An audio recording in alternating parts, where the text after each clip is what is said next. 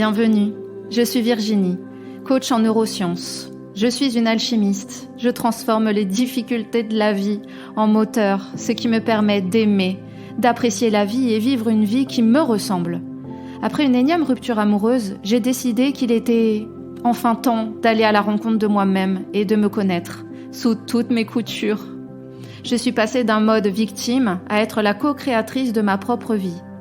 J'accompagne les femmes cartésiennes qui n'ont plus foi en grand-chose à apprendre à se connaître, à développer l'amour d'elles-mêmes, à développer leur potentiel, à connaître leurs convictions et à les suivre. Seule ou avec mes invités, je te partage chaque mercredi des clés, des expériences transformatrices avec l'aide des neurosciences. Si tu désires que ton monde prenne de nouvelles couleurs, suis-moi pour le thème du jour.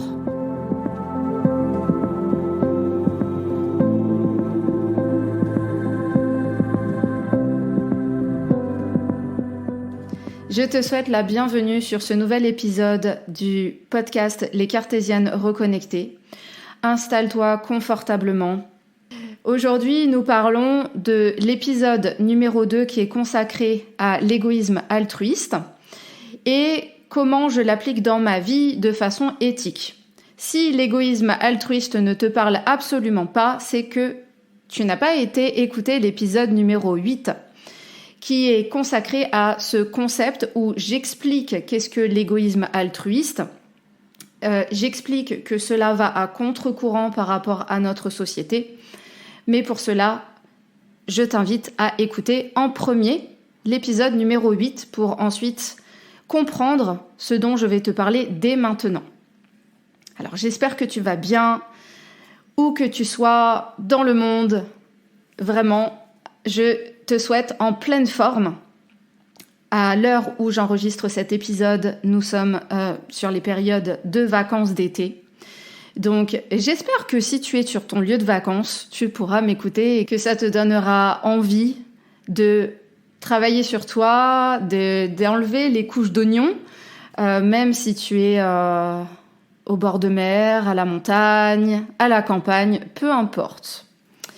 Alors cet épisode ne va pas donc reprendre ce qu'est l'égoïsme altruiste. L'objectif vraiment, c'est de te montrer par un cas concret. J'en ai déjà donné pas mal lors de l'épisode numéro 8, mais là, je vais en donner un autre et en te comparant comment j'aurais réagi si je ne m'appliquais pas de façon éthique l'égoïsme altruiste et comment je me sentirais si tout bonnement je continuais à vouloir faire plaisir, à regarder à l'extérieur.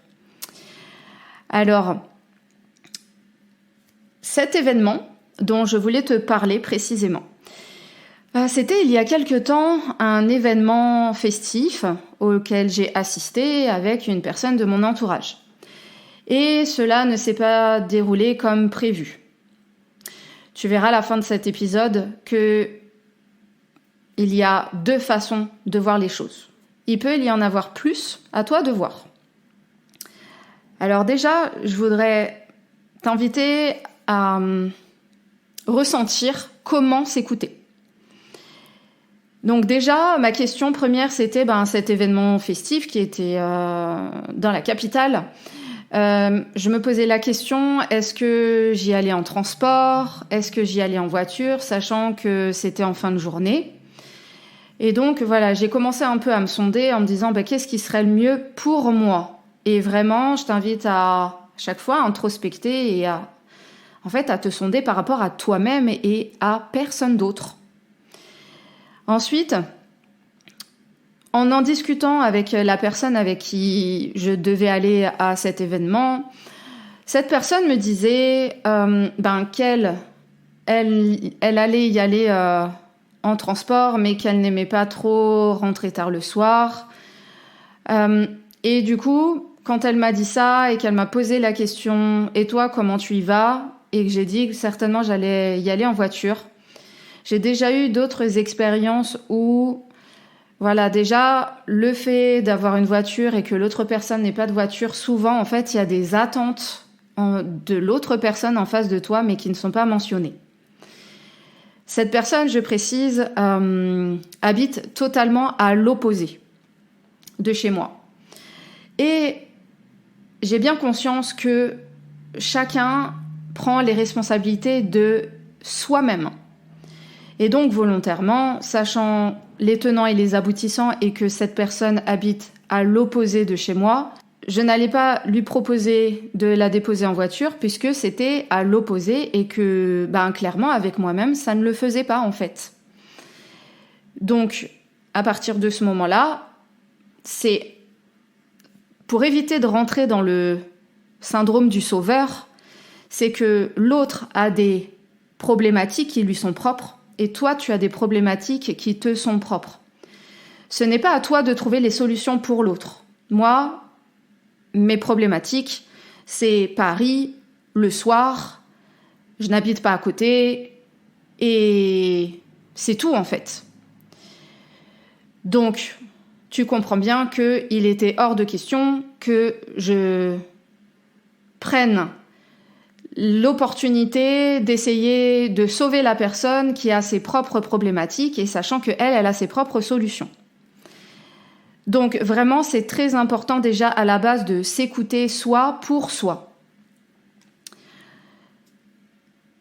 Ensuite, c'est de pouvoir t'autoriser les choses dans ce qu'il te plaît.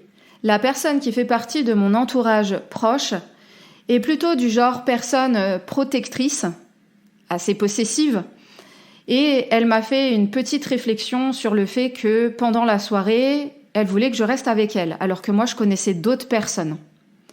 À ce moment-là, tu vois, j'ai entendu cette petite phrase et j'arrive assez bien à déterminer si la personne en face de moi a plutôt un trait de dépendance affective ou pas, parce que moi-même, j'ai eu un grand fond de dépendance affective, fut un temps. Mais maintenant, du coup, j'arrive à le repérer chez les autres et à pouvoir, si tu veux, faire en sorte que j'analyse que ça ne vient pas de moi et je suis consciente de comment ça se passe autour de moi. Et finalement, quand je te dis de t'autoriser dans ce qu'il te plaît, c'est-à-dire que même si la personne émet des suggestions en te disant « Ah j'espère que tu vas rester avec moi », eh bien, c'est de faire toi en fonction de ce qu'il te fait plaisir, de tes propres besoins. Parce que sinon, tu peux être dans une espèce de fidélité à l'autre et un jour, tu le regretteras. La seule fidélité, moi, que je me dois, c'est d'être fidèle à moi-même. Et quand elle m'a dit cette phrase « Ah j'espère que tu vas rester avec moi », il n'était pas question que je l'abandonne, mais j'allais aussi aller voir des personnes que je connais et que j'apprécie. Et chacun doit aussi être autonome, c'est-à-dire que la personne qui t'accompagne, par exemple, ça va pas être de la sauver non plus, parce qu'attention, voilà, au syndrome du sauveur aussi, c'est-à-dire que elle a ses propres choses à travailler et toi aussi. Moi, je me dois fidélité à moi-même. Il y a d'autres personnes que je connais et la personne qui était avec moi, bien sûr que je vais l'inclure. Et là-dedans, il n'y a pas de souci. Mais chacun doit rester libre et autonome. Ça, c'est aussi des valeurs que j'ai. La liberté et l'autonomie, donc autant te dire que quand je vois de l'autre côté que c'est un peu plus dépendance affective, ça m'alerte et je sais comment gérer la situation. Ensuite, ce qui est important, et je te parle beaucoup de valeurs parce que tu verras... Probablement, si tu ne l'as pas écouté précédemment, j'ai dédié un épisode spécial sur les valeurs et les besoins. Donc, je t'invite à écouter cet épisode. Et ce que je veux te dire maintenant, c'est d'apprendre à te respecter, si c'est une de tes valeurs primordiales. Et la personne en question qui est venue avec moi lors de la soirée, et c'est là où ça a commencé à coincer et ça aurait pu grandement coincer. Et c'est au moment en fait où, à un moment donné dans la soirée, je ne l'ai plus vue. Cette personne a disparu. Et j'ai appris à la fin de la nuit, c'est-à-dire au moment où je lui demandais où est-ce qu'elle était par message, etc. Et c'est là qu'elle m'a dit qu'elle était partie sans rien dire. Et là, c'est à ce moment-là que vient, si tu veux, toute l'analyse que tu fais par rapport à ton comportement, par rapport à ce qui te fait du bien, par rapport à t'écouter profondément. À un moment donné de la soirée, je ne la voyais plus et j'essayais de regarder dans la salle où est-ce qu'elle pouvait être. Et puis, sachant qu'il n'y a pas de hasard, c'est que moi, j'avais très, très, très mal aux pieds et je ne pouvais plus bouger. Donc, le seul moyen que j'avais, c'était de regarder en utilisant mes yeux où est-ce qu'elle était. Et c'est vrai que elle était assez présente dans ma tête et je me demandais où est-ce qu'elle était, si elle allait bien, s'il n'y avait pas de souci pour elle. Et je me suis toujours écoutée et c'est là où je te parle de nouveau de l'égoïsme altruiste qui est finalement l'art de s'écouter, de remplir sa propre carafe parce qu'après on a un autre regard sur les gens, sur les situations, sur la vie et sur le monde. Si je ne m'étais pas écoutée, si je n'avais pas pensé à moi, si je n'avais pas eu une dose d'égoïsme, je pense qu'à l'heure d'aujourd'hui, cela n'aurait plus été mon ami. Et comme quoi, c'est très important de s'écouter. Je voudrais te parler maintenant de l'amour de soi comparé au fait de se soumettre aux autres et aux situations. Qu'est-ce que m'a apporté le fait d'être égoïsme, mais que cet égoïsme soit véhiculé par le cœur et que du coup il soit altruiste? Eh bien, c'est que je me suis toujours écoutée, c'est-à-dire que je suis allée à cet événement en voiture. Donc déjà, je me suis écoutée. Ensuite, je suis allée voir mes autres connaissances, donc je me suis écoutée là-dessus. Je n'ai pas écouté, si tu veux, la petite voix de cette personne qui m'invitait à rester uniquement avec elle. Je me suis écoutée, je suis quelqu'un de très sociable et j'avais à cœur de saluer d'autres personnes que j'apprécie. Ensuite, le fait que j'ai eu mal aux pieds, de toutes les façons, je ne pouvais pas bouger. Mais c'est clair que si l'univers n'avait pas quelque part fait ce petit clin d'œil, je pense que dans la foule, j'aurais quand même essayé de la chercher. Parce que je m'inquiétais quand même. Ensuite, je suis partie quand moi je le désirais. D'accord ? Donc, tout part de moi. Ensuite, j'ai apprécié d'être confortablement installée dans ma voiture à une heure tardive. J'ai quitté Paris et tu peux comprendre qu'en étant une femme, en plus en robe de soirée, partir tard, eh bien, ça peut craindre un petit peu sur Paris. Donc là, j'étais vraiment très contente d'être garée pas loin avec ma voiture et d'être en toute sécurité. Voilà, je me suis rempli mes propres besoins, des besoins de sécurité, des besoins d'écoute de moi-même. Voilà, à toi de voir quels besoins tu as justement besoin de nourrir pour toi. Ensuite, j'ai découvert que la personne en question était rentrée chez elle de façon tout à fait sécurisée, puisque une personne est venue la chercher. Et le fait de m'être écoutée, eh bien, j'ai pas passé, si tu veux, une éternité à la chercher, c'est-à-dire que l'investissement en termes d'énergie aurait pu être beaucoup plus conséquent si je ne m'étais pas écoutée, c'est-à-dire que j'aurais fait des sacrifices. Et ça, je pense que c'est quelque chose sur lequel je dois m'arrêter 1-2 minutes parce que souvent on croit qu'on doit faire des compromis et des sacrifices envers les autres. Mais pour moi, alors je te parle uniquement de mon ressenti et de ma propre expérience, pour moi il n'en est rien. Les sacrifices et les compromis n'ont pas lieu d'être parce que ça veut dire que tu fais passer l'autre avant toi et qu'il y a quelque chose que tu lâches alors que c'était important pour toi. Et c'est là où le bas blesse. Par conséquent, le fait de m'être écoutée, ça m'a permis de pouvoir ajuster et jauger l'énergie que j'avais envie de donner et de garder aussi pour moi.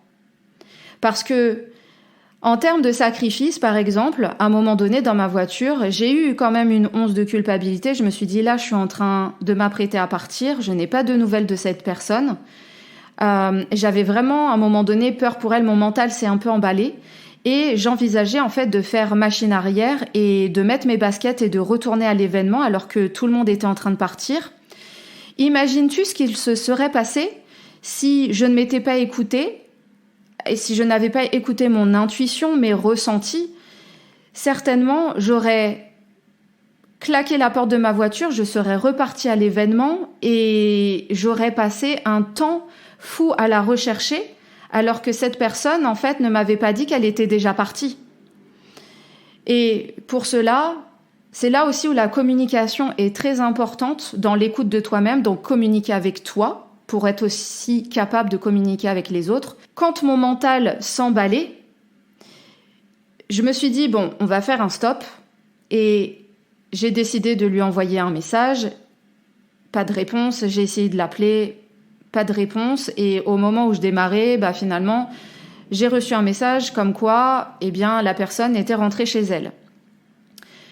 Tout ça pour te dire que, globalement, on va dire à 99% de la situation, j'étais totalement apaisée dans mes actions, dans mes choix, dans mes envies, dans mes besoins, dans mes valeurs, dans mes ressentis. En fait, dans tous les aspects de moi-même, j'étais apaisée. Apaisée parce que je me suis écoutée, parce que je n'ai pas fait en fonction de l'autre. Et ça, vraiment, je te conseille de l'appliquer dans ta vie au quotidien.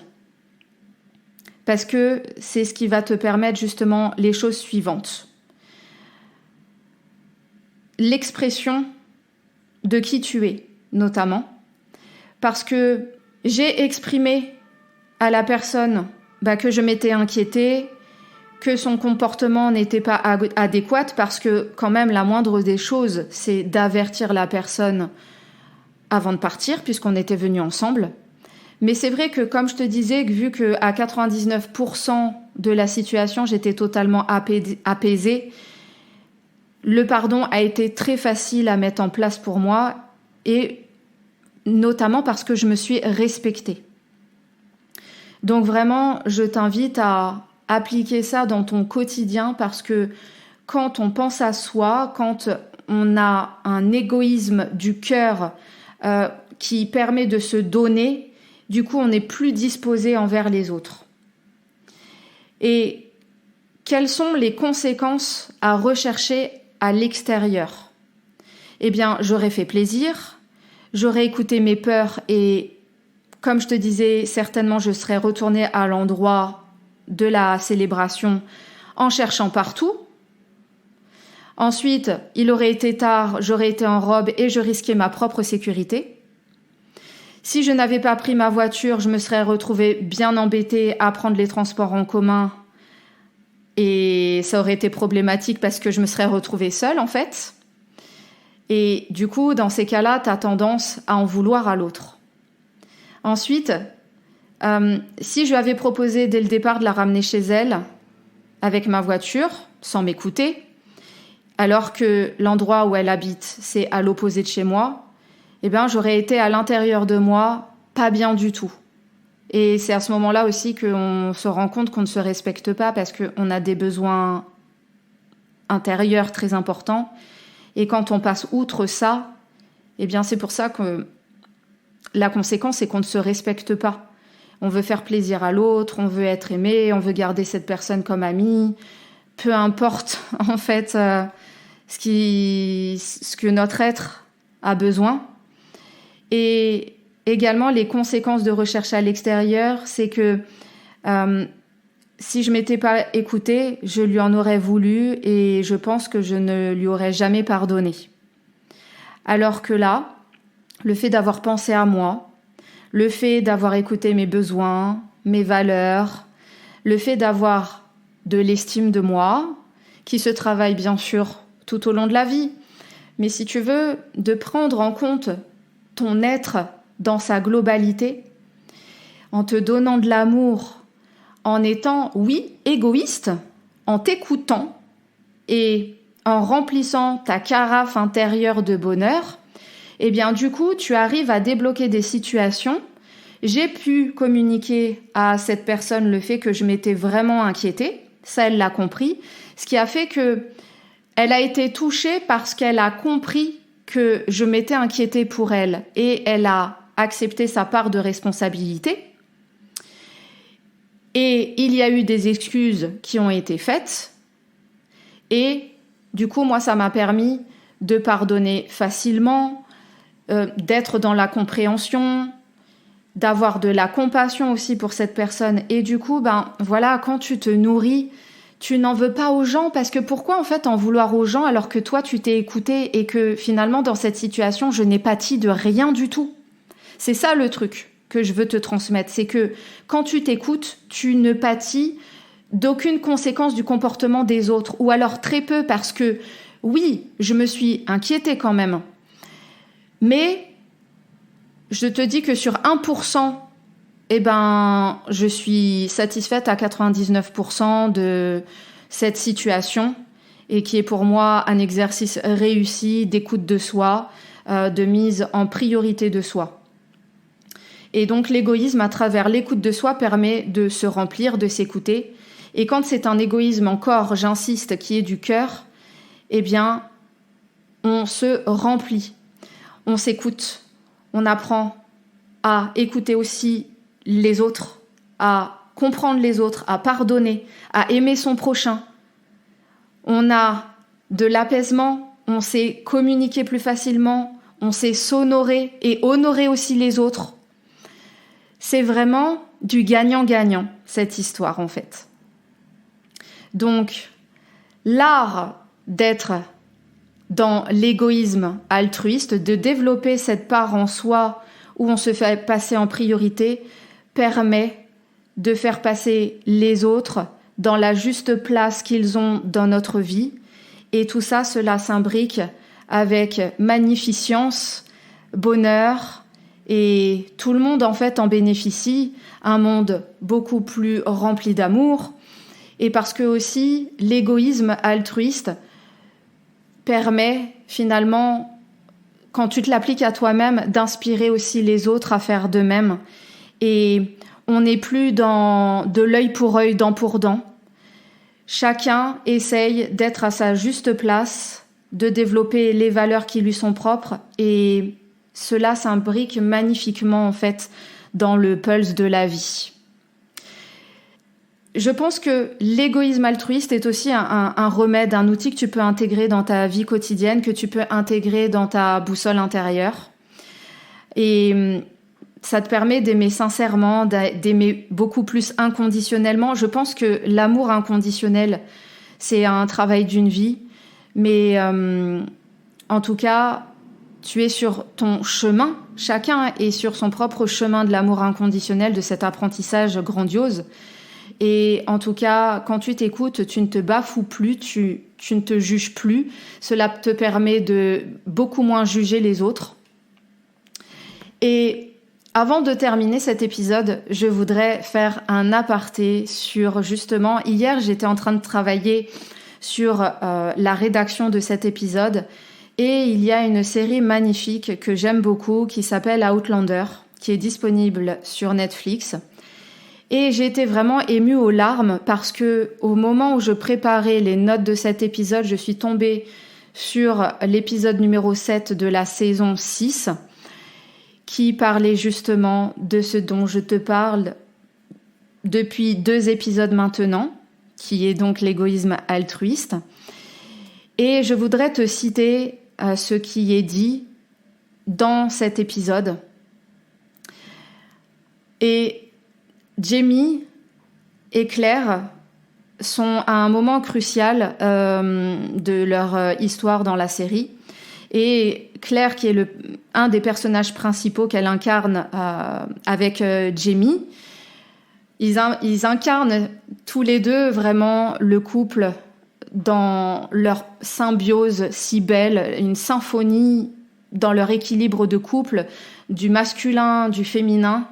Chacun donne beaucoup d'inspiration à l'autre pour être dans sa version la plus grande. Et donc, à un moment donné, Claire dit à Jamie « C'est ma faute, parce que je change la réalité. L'agression de Brianna et aussi Roger, vendu comme esclave. En fait, tout ce qu'il s'est passé depuis mon arrivée dans cette époque. Tout ça parce que je suis une personne égoïste.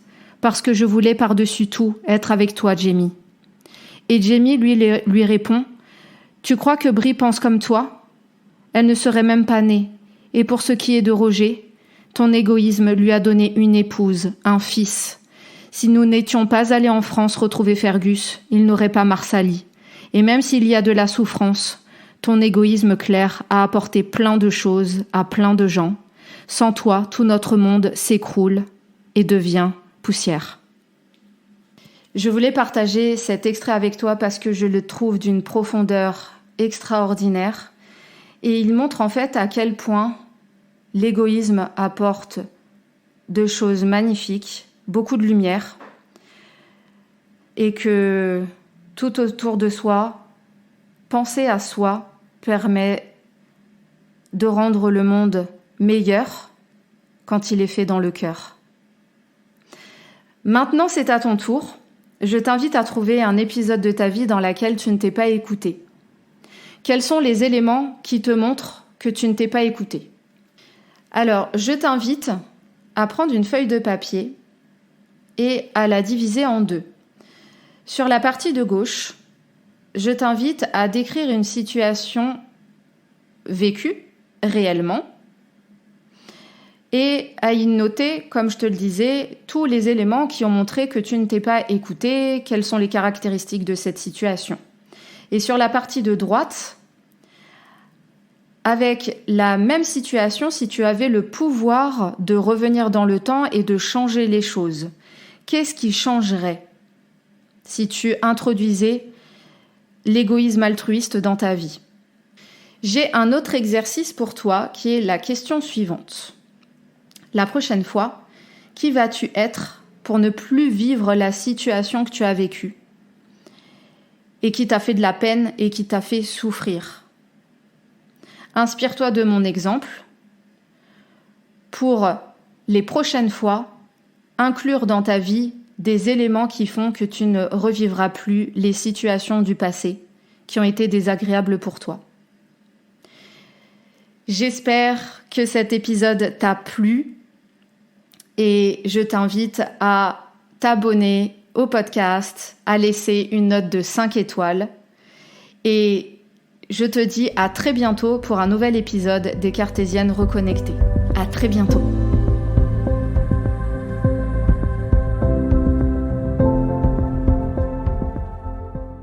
Je te remercie d'avoir écouté cet épisode jusqu'à la fin. J'espère qu'il t'a plu. Sans toi et ta contribution, ce podcast ne peut exister.